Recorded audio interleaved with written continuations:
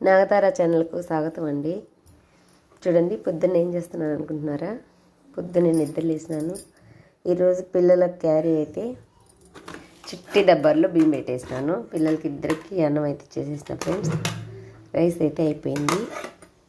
రాగజావ కూడా కంచేసినాను. చిన్న చిన్న డబ్బాలు కదా ఫ్రెండ్స్, చాలా బాగున్నాయి కదా. మా ఇంట్లో ఇలాంటివి చాలా ఉన్నాయి. రాగజావ కూడా అయిపోయింది. పిల్లలకు ఈరోజు కూర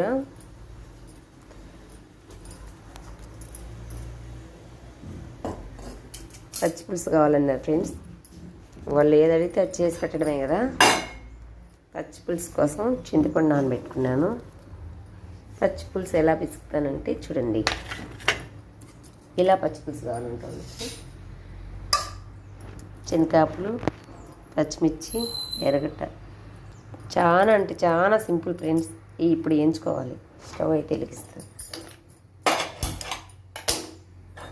లేదండి, చాలా సింపుల్ పచ్చిపులుసు. శనగకాయలు, పచ్చిమిర్చి బాగా ఎంచుకోవడం, మిక్సీ ఆడుకోవడం, ఎర్రగడ్డ కూడా కట్ చేసేసుకొని తర్వాత అయితే ఇష్టం ఉన్న వాళ్ళు అయితే తిరగబాత పెట్టుకుంటారు. ఇష్టం లేకపోతే కొంచెం సన్నగా ఎర్రగడ్డలు, కొత్తిమీర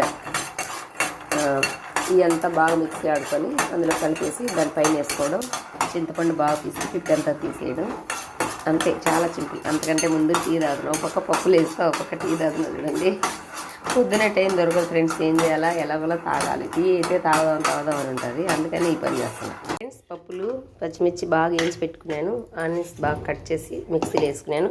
ఏటి బాగా చల్లారినాయి. ఇప్పుడైతే బాగా పొట్టు వచ్చేస్తుంది. చింతపండు బాగా పిసికేసి వేరే గిన్నెలో ఈ విధంగా నేను వడగట్టుకుంటే నీట్గా వచ్చేస్తాయి.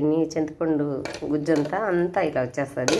మనం చేతితో తీస్తే సరిగ్గా రాదు. ఆడో ఒక చోట ఒక ముక్కైనా తగులుకుంటుంది. నేనైతే ఈ విధంగా చేస్తాను. చూడండి, బాగా పిసికేసి వడగట్టేసినాను. ఇప్పుడైతే ఈ మిక్సీ ఆడి ఎలా కలుపుతానో చూపిస్తానండి.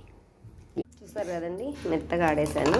చింతపండు కూడా బాగా తీసుకొని అంతా వడేసినాను. ఇప్పుడు ఇందులో కలిపేయడం, ఉప్పు కరెక్ట్గా చూసుకోవడం, పైన అయితే కొంచెం కొత్తిమీర, కొంచెం ఎర్రగడ్డ తరిగేసుకోవడం.